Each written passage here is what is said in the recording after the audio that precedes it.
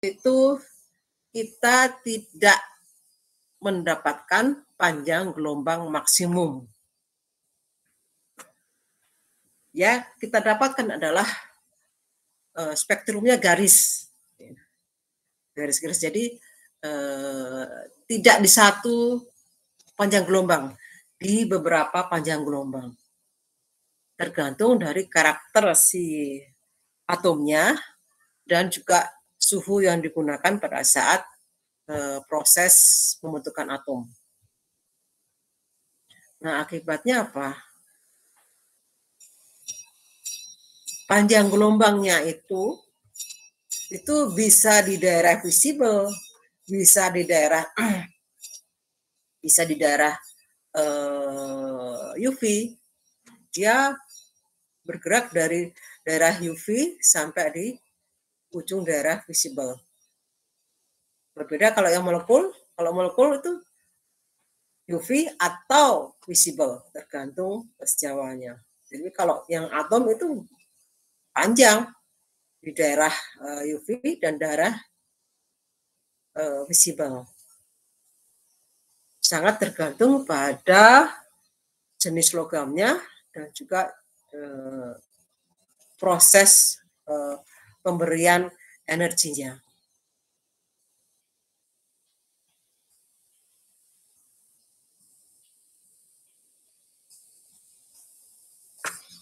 Nah, karena ini berkaitan dengan absorpsi spektrum dan emisi, maka prinsipnya juga sama seperti halnya yang UV visible. Ada transmitan, ada absorbansi, terus ada hukum yang berlaku, hukum Lambert-Beer. Ini juga berlaku pada spektrofotometri atom. Saya kira kalian juga masih ingat ya, transmitan apa, absorbansi apa, hukum Lambert-Beer-nya. Oke, sekarang untuk yang visible aja, kan lebih menarik yang visible karena visible berwarna. Contohnya adalah Fe2+ ini direaksikan dengan 110 fenantrolin. Ini akan menghasilkan warna. Biasanya jumlah fenantrolinnya itu sama. Kalau kita variasikan Fe-nya, maka akan menghasilkan warna-warna yang berbeda-beda. Artinya begini, bahwa jumlah Fe dengan senyawa pengompleks atau senyawa yang mengandung kromofor itu harus setimbang. Kalau tidak setimbang, maka ada yang Fe yang tidak bereaksi. Kalau tidak bereaksi, maka dia tidak bisa deteksi pada saat kita mengukur konsentrasi dari Fe. Jadi kalau dia jumlah setimbang antara jumlah Fe dengan fenantrolin, nah biasanya kompleks ini itu diberikan berlebih supaya mengetahui semua Fe-nya harusnya bereaksi dengan fenantrolin. Jadi kalau Fe-nya semua Fe bereaksi dengan fenantrolin, maka kurvanya antara konsentrasi dengan absorbansi adalah lurus. Nggak ada yang titiknya di luar garis lurus ini. Nah, ini dilakukan pada panjang gelombang maksimum. Seperti saya katakan tadi, kalau untuk molekul berbentuk pita, jadi harus kita cari mana yang menghasilkan absorbansi yang maksimum dari berbagai panjang gelombang. Nah, ini dibuktikan bahwa kalau konsentrasinya variasi, konsentrasi Fe-nya kita variasikan, tapi jumlah fenantrolin konstan, dia menunjukkan satu titik di panjang gelombang yang menunjukkan maksimum, yaitu sekitar 510 nanometer. Nah, nanti ini berlaku untuk yang molekul ya. Jadi kalau molekul itu harus kita cari panjang gelombang mana yang panjang gelombangnya maksimum. Jadi kalau penentuan panjang gelombangnya maksimum ini benar, maka pengukurannya juga akan benar. Nah, begitu juga untuk yang nanti spektrofotometri atom. Karena di sini yang diharapkan adalah atom, bukan ion, maka semakin maksimal ionnya berubah jadi atom, maka proses pengukurannya akan semakin linier atau hukum Lambert-Beer-nya akan berlaku dengan baik atau R-nya mendekati 1. Jadi kalau yang spektrofotometer atom itu sangat bergantung pada jumlah atom yang dihasilkan. Kalau yang ini yang visible ini sangat bergantung pada berapa banyak molekul yang membentuk yang mampu membentuk senyawa kompleks, ada yang mengandung senyawa kromofor. Jadi di sini intinya kalau yang molekul itu harus kita cari panjang gelombang maksimum.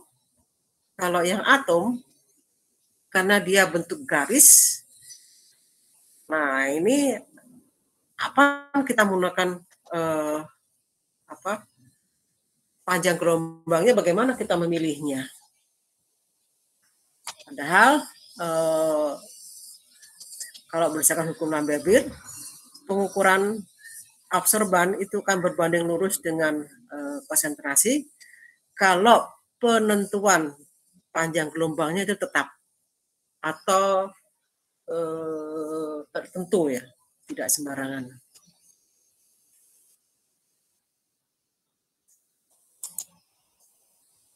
Jadi kalau untuk yang molekul, pemilihan panjang gelombang ini sangat berperan. Jadi hukum Lambert-Beer-nya akan R-nya mendekati 1. Kalau di AS atau di atom itu tergantung memilih panjang gelombangnya. Pemilihan panjang gelombang sangat bergantung pada range konsentrasi. Jadi kalau konsentrasinya pekat dengan yang encer itu mempunyai pilihan atau mempunyai panjang gelombang yang tertentu. Karena mengapa? Semakin pekat maka persaingan antar atom tersebut dalam menuju proses eksitasi itu bersaing. Nah, kalau energi yang nggak cukup, maka proses excitingnya hanya sebagian saja. Sehingga kita harus bisa memilih panjang gelombang berapa yang untuk range konsentrasi tertentu. Berbeda dengan yang tadi saya katakan dengan molekul. Jadi kalau di spektrofotometri atom itu nanti ada pilihan. Untuk range dari konsentrasi encer, panjang gelombangnya sekian. Atau yang pekat, atau yang sedang, panjang gelombangnya sekian. Tergantung senyawa atau logam yang kita deteksi. Nah, itu diperoleh dari mana? Dari percobaan. Jadi kita variasikan konsentrasinya, kemudian kita deteksi panjang gelombangnya.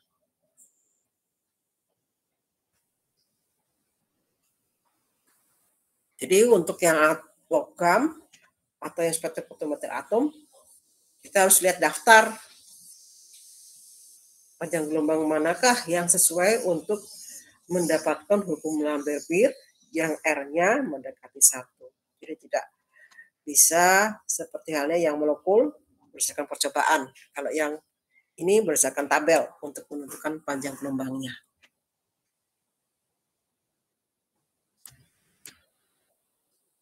Ini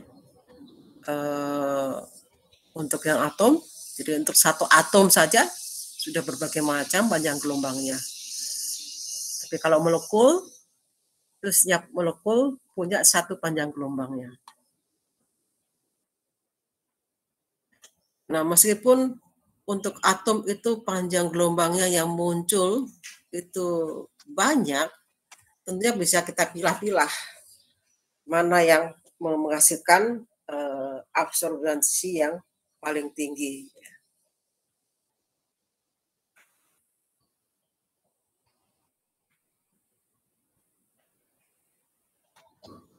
Sampai sini ada pertanyaan?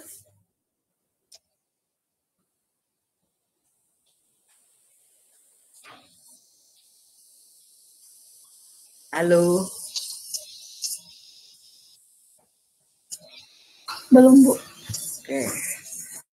Jadi paham ya, kalau yang UV visible, kita harus mencari panjang gelombang. Meskipun di literatur sudah diketahui, kita tetap harus kita uji lagi menggunakan alat yang kita punya. Karena agak mungkin ada pergeseran. Tapi kalau untuk yang spektrofotometri atom, itu tidak lagi kita mencari panjang gelombang maksimum. Kita melihat dari tabel panjang gelombang berapa yang untuk konsentrasi tertentu. Itu yang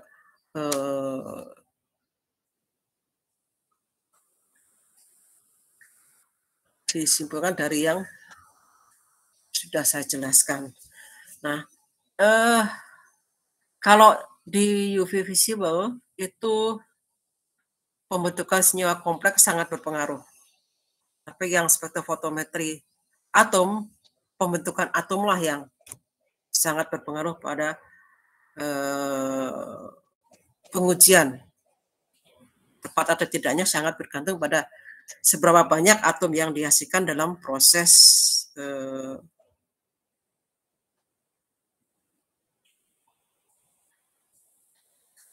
spektrofotometri. Nah, pembentukan atom saya katakan adalah tadi ada dua. Yang paling awal adalah menggunakan nyala. Jadi pembentukan atom yang pertama kali yang digunakan adalah menggunakan nyala. Kemudian berkembang ada yang menggunakan elektrothermal, yaitu menggunakan gravit furnace. Dan yang terkini adalah menggunakan ICP atau menggunakan panas dari plasma. Plasma itu nyala yang dihasilkan dari interaksi antara medan magnet dengan energi listrik. Itu suhunya jauh lebih tinggi dibandingkan dengan yang di dua ini. Ya. Yang namanya ICP, ion coupled plasma. Nah, sebenarnya karena yang kita punya adalah nyala, kita fokus di nyala. Jadi pembentukan atom dengan menggunakan nyala. Apa yang terjadi sebenarnya?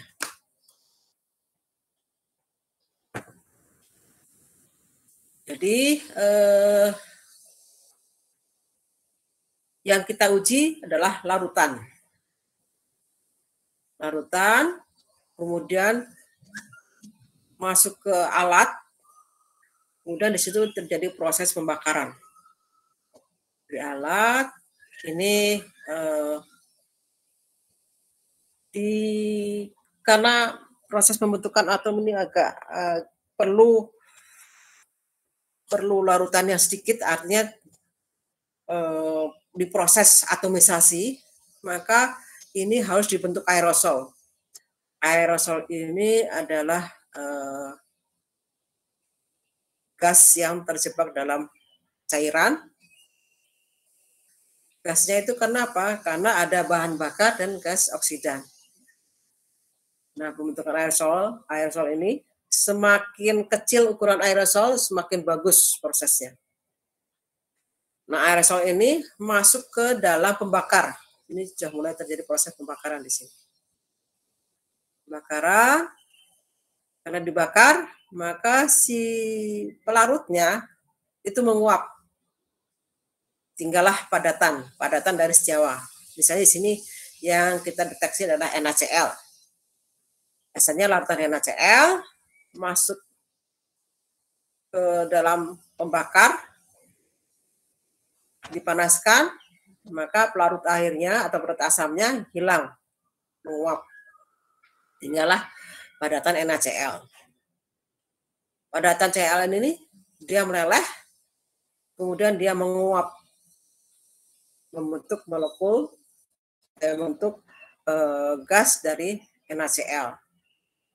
Nah, karena masih di daerah nyala, kemudian akan terjadi proses atomisasi. Jadi yang Na menjadi Na tadi Na plus menjadi Na, yang Cl menjadi Cl2 plus Cl2. Jadi menghasilkan klor. Nah, Na inilah nanti di daerah sinilah Na ini nanti kalau dia menggunakan prinsip absorpsi harus dilewatkan sumber cahaya. Jadi si Na ini nanti atau Na ini nanti akan mengabsorpsi energi dari sumber cahaya. Itu proses absorpsi. Kalau tidak menggunakan sumber cahaya, karena Na termasuk golongan 1A, maka karena Na ini mudah mengalami atom Na ini mudah mengalami eksitasi dengan suhu nyala. Jadi suhu nyala kita tinggikan dengan menaikkan komposisi oksidan, naikkan sehingga si atom Na-nya ini mengalami eksitasi dengan adanya nyala. Nah, kondisi ekstasi ini tidak stabil, dia akan kembali ke keadaan dasar. Maka si Na ini bisa dideteksi dengan prinsip emisi. Jadi kalau absorpsi itu perlu sumber cahaya. Kalau tidak menggunakan sumber cahaya, maka yang prinsip yang digunakan metode emisi. Makanya spektrofotometer atom bisa absorpsi, bisa emisi tergantung senyawanya.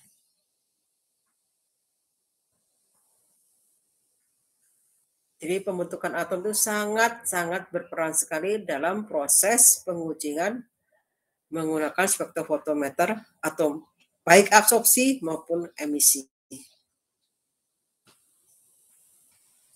Sampai sini ada pertanyaan?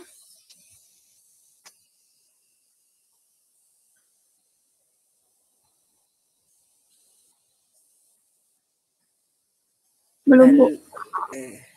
Jadi secara tidak langsung suhu pemanas atau suhu nyala itu berpengaruh. Karena kalau pembentukan atomnya tidak maksimal, maka ada yang tidak deteksi. Oke, kalau tidak ada pertanyaan mudah-mudahan paham ya. Kemudian, nah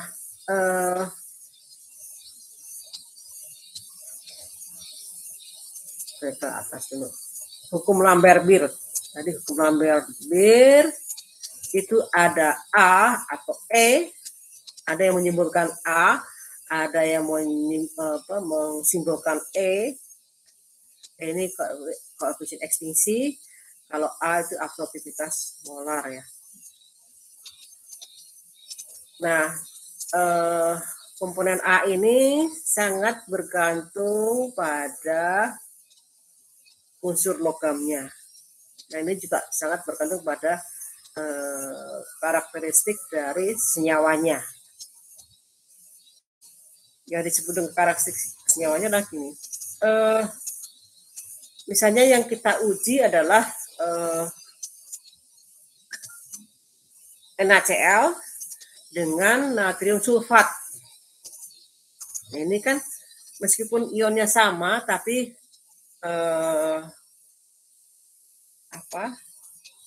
anionnya berbeda, itu juga akan mempengaruhi nilai dari E atau A ini. Kemudian B adalah kalau di UV visible itu panjangnya kuvet, panjang sebenarnya bukan panjangnya kuvet, tapi panjang jalannya sinar pada saat dia melewati larutan. Nah, kalau yang di spektrofotometer atom yang nyala, spektrofotometer nyala atom ya, itu adalah panjangnya pembakar. Karena diharapkan selama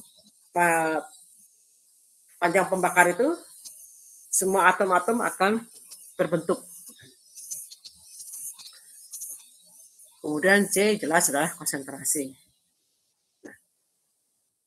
Nah, pembakar, jadi pembakar ini lebar. Jadi cahaya nanti akan melewati dari ujung sini ke ujung sana. Diharapkan di sini atomnya akan mengalami absorpsi.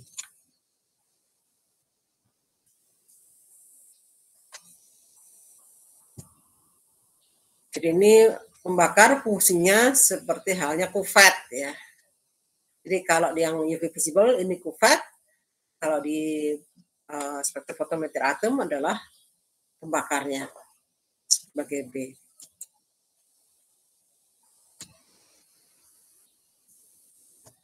Ini perbandingan antara spektrofotometer visible dengan spektrofotometer serapan atom yang menggunakan nyala, sama menggunakan sumber cahaya tapi jenisnya berbeda. Kemudian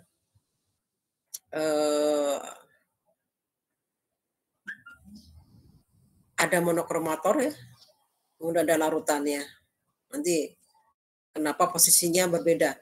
Kalau yang UV visible itu monokromatornya ada daerah sini sebelum larutan, tapi kalau yang spektrofotometer serapan atom monokromatornya setelah pembakar. Pembakar ini fungsi tadi saya katakan fungsinya sama dengan kuvet. Jadi ini fungsinya sama dengan kuvet di pembakarnya ini. Karena di sinilah ada atom-atomnya. Ya. Nah posisinya adalah monokromator setelah membakar. Beda kalau yang visible itu monokromatornya diletakkan sebelum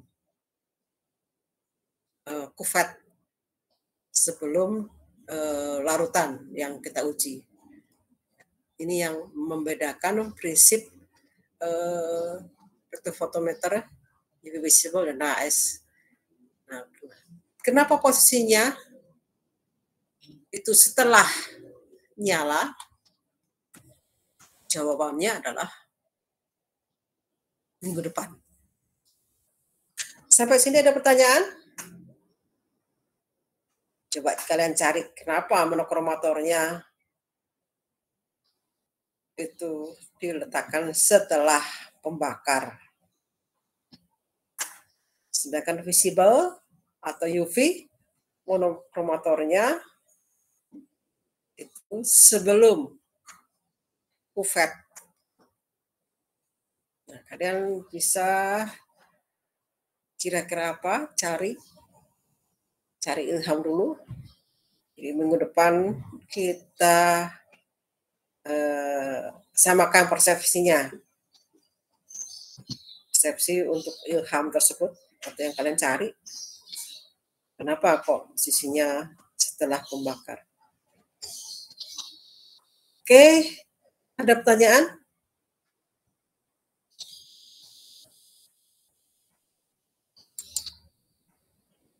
Cukup, Bu. Oke, untuk hari ini saya kira sampai sini dulu. Mudah-mudahan apa yang tadi dijelaskan bisa ditangkap secara maksimal. Nanti kalau ada pertanyaan bisa kita tanyakan di minggu depan. Oke, terima kasih. Alhamdulillahirrahmanirrahim. Assalamualaikum warahmatullahi wabarakatuh. Waalaikumsalam warahmatullahi wabarakatuh. Waalaikumsalam warahmatullahi wabarakatuh. Terima kasih, Bu. Yang sama-sama. Ibu, Ya. maaf. Kalau untuk absen di akademik aja, Bu. Yang di GCR-nya nggak ada absen. Nggak ada. Langsung akademik aja. Oke, Bu.